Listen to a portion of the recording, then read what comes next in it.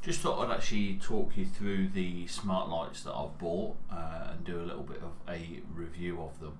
So all the lights in my house are either E27 Edison screw fit or B22 bayonet fit, apart from the two lights in my bathroom which I've just swapped to GU10 spotlights.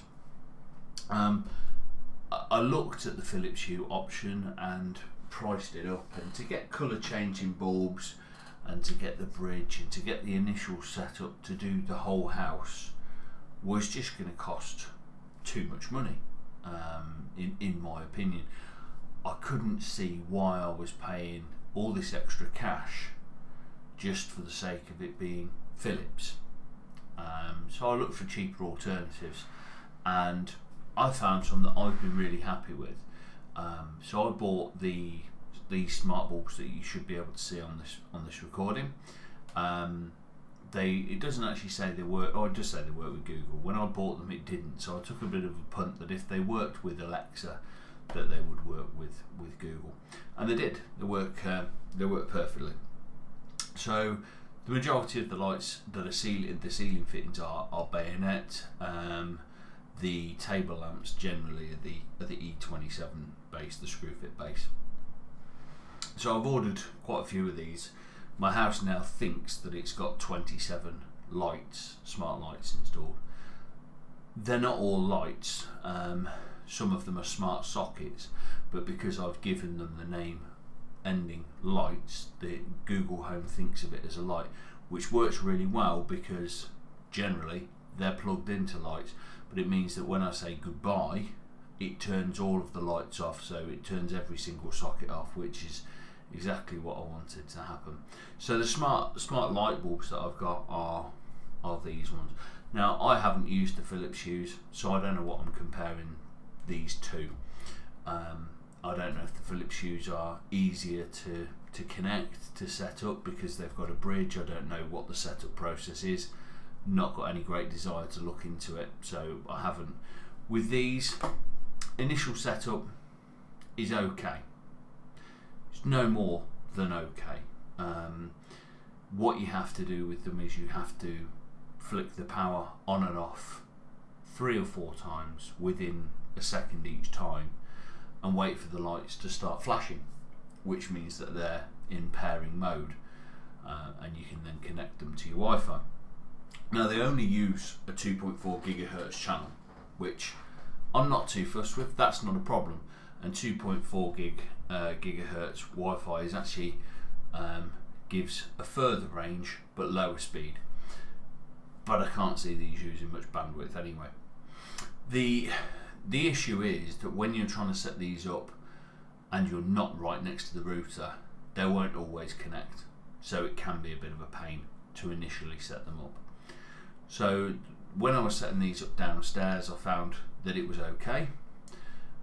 You put them into pairing mode, go into the Smart Life app, which is the one that I use. It's off the App Store. It will tell you to download that if you buy these. It will tell you to download another one that's very similar but doesn't actually show up in the Google Home. So you do need Smart Life if you're going to link these to Google Homes. Don't know about on Alexa, but certainly on the Google Home you'll need Smart Life.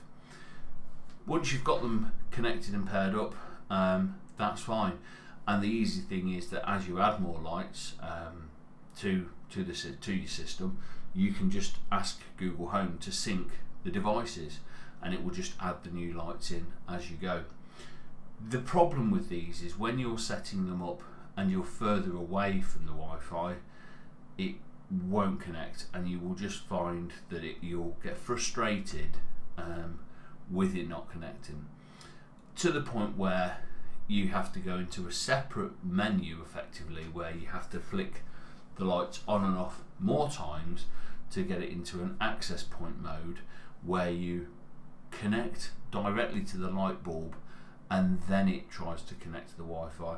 Then what you find yourself doing is waiting until it's got to the point where you're thinking, right, it's connected to the bulb because it's turned the bulb on or off, so you can see there's been an interaction there, and then you essentially can find yourself running downstairs to get to the router to make sure that it connects up there.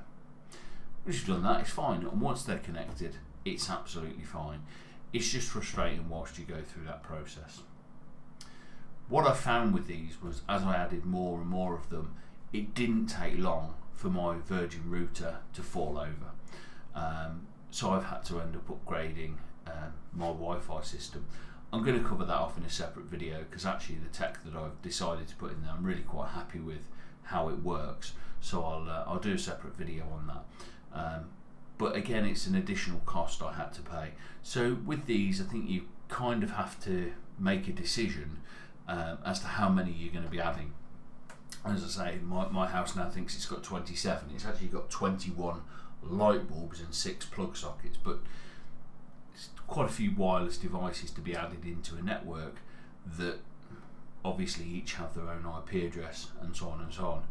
As I say, I don't know how the Philips Hue works, but that's got its own bridge.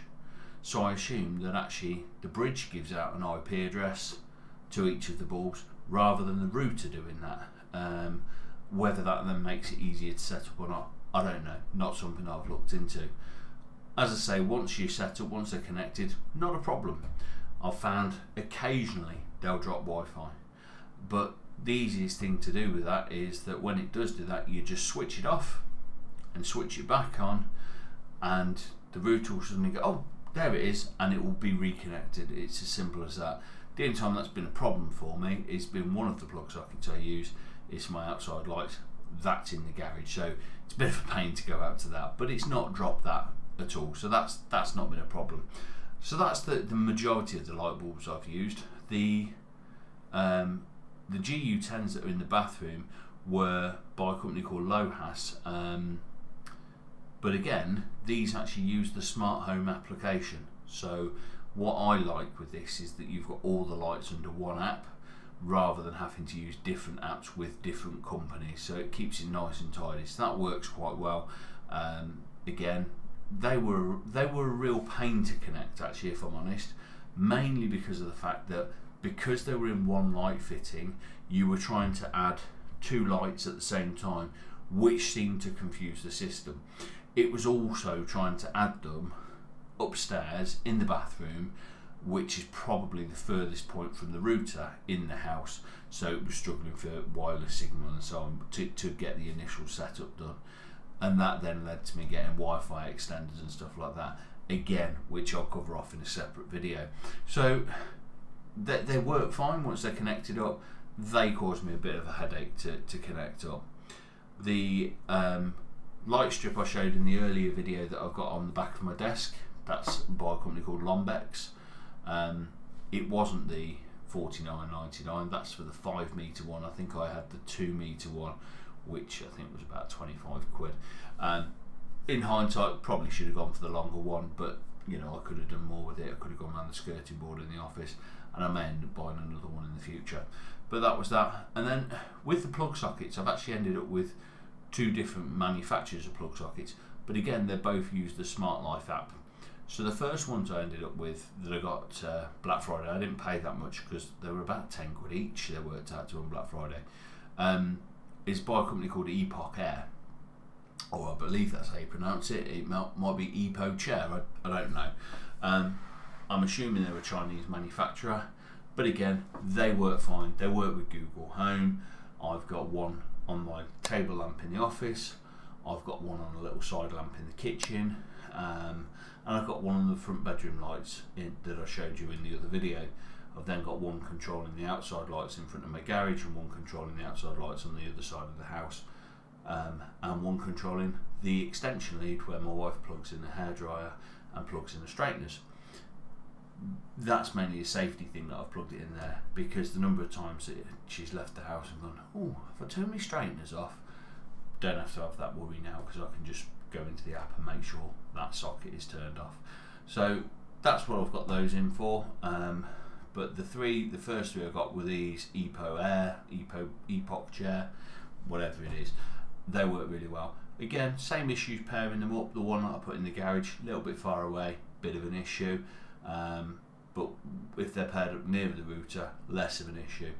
The other ones that I got were a bit more expensive, no Black Friday deal on or whatever. £38 I paid for the 3, and they're by a company called FIFO. Again, uses the same Smart Life app, so works perfectly again, and that's the ones that I got on the garage lights and the outside lights that I recently fitted to the house. So that's the wireless stuff that I've got. The other bit that I've bought I haven't used yet, so I'll do a separate review on this once I actually set it up. I've added some lights outside on my decking in the back garden, and the problem that you have is that you can't use a smart plug out there because of it getting wet and not being able to close the enclosure with the plug socket in. So I found another solution that I'm going to try, but it's going to involve me cutting some electrical stuff up, which I just haven't had the time to do. The weather's not been great. This is a very small Wi-Fi chip, effectively, and I'm hoping that I can get it working on an extension lead, if you like, and then have my lights plugged into the extension lead in one of these dry box, garden box things.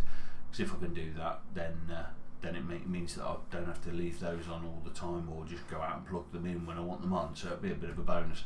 So I'll hopefully have that wired up in the next couple of days, and I'll give you a review on that once I have. That's all for now. Any questions you've got, let me know. If you like what you're seeing, tell me. If you're not, equally tell me. And cheers for that.